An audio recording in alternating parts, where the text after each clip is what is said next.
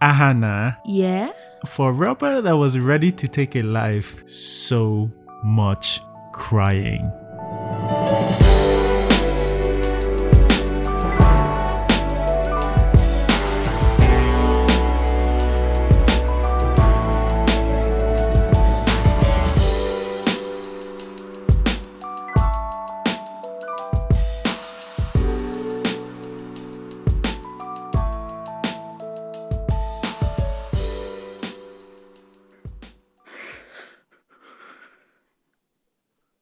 Pull yourself together.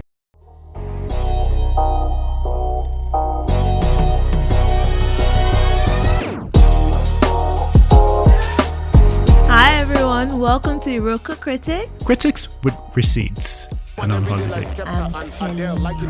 More on that later. But I'm Mrs. Critic, And I'm Mr. Critic. and we're here with our editor Donatus. Donatus, say hi. Ciao. Today we'll be talking about a new addition to the Play Network universe, Rattlesnake, the Ahanna Story. Okay. So, hey, what do I do here again? I kind of forgotten. You do your dumb plot voice. Oh, yeah. In this stylish remake, a disillusioned mastermind assembles a team to pull off a series of spectacular heists, but his crimes make too many enemies. Oh yeah, I didn't tell you. Do you know what I noticed? What? I think this movie might challenge Twilight for The most stairs ever.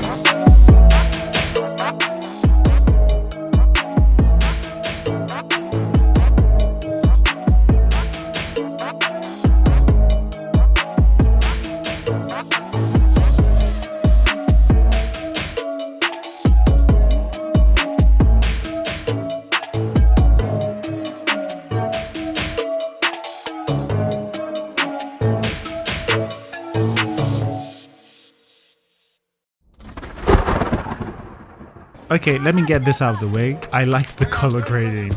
Thank you for not using a filter and using varieties for different scenes. Alright, cool story, Mr. C. But can we talk about the performances in this movie? Oh my goodness. If only they were in a better script.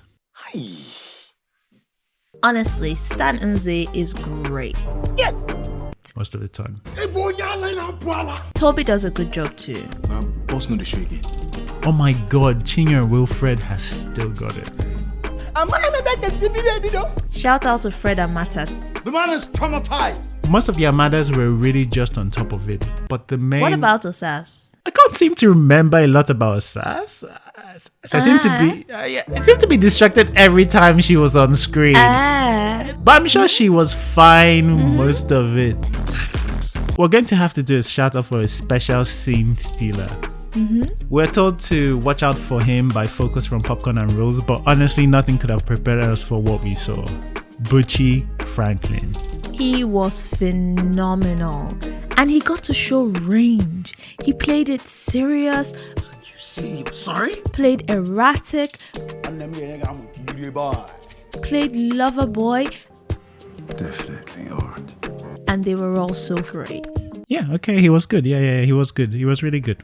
The costumes always felt appropriate and some of the production was really good. There were some great shots and cool looking camera work, but this scene with the man on fire was really well done. Yeah, but speaking of production, I have some big qualms with the movie that I can't believe. Wait for Donatus now.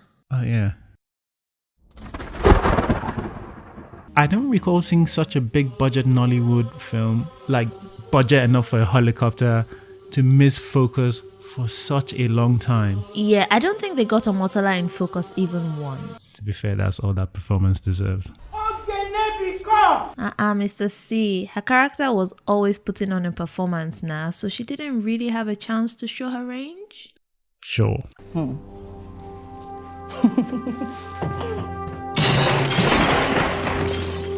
I couldn't believe how many Hollywood-style cliches I saw in this. Yeah, it really feels like the film is mostly made of outdated Hollywood tropes. And unfortunately, I think Ramsey thinks these things are cool. There's the talking to the people with your back faced to them.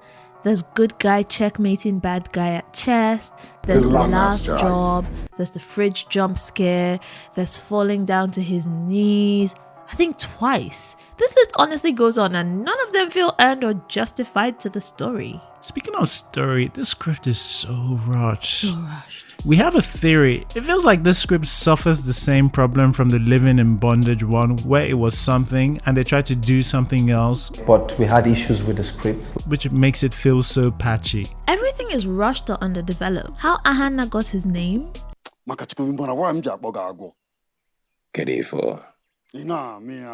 What? That's stupid. How he got into Nze's wahala? Amara. Hi. Ahanna.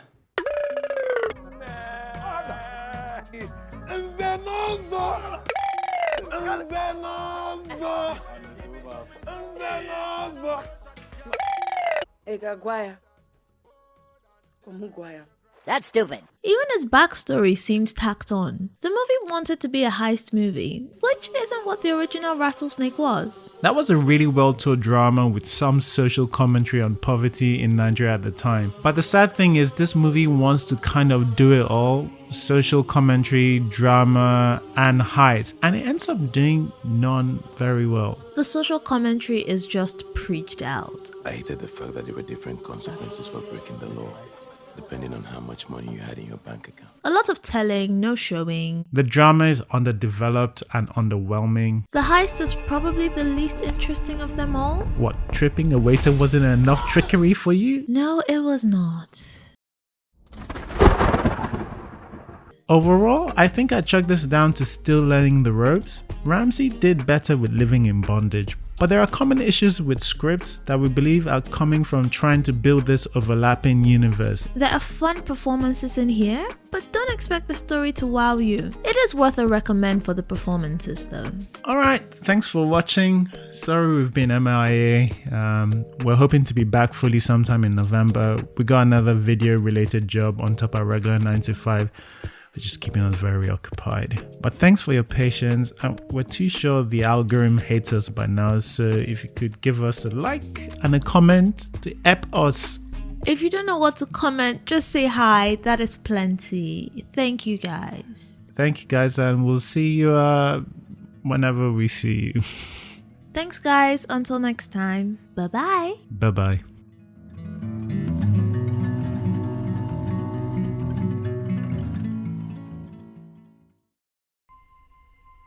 This country and power supply is crazy. Crazy. Wait, I thought you guys cut the power off. How is somebody able to flick on the switch for light?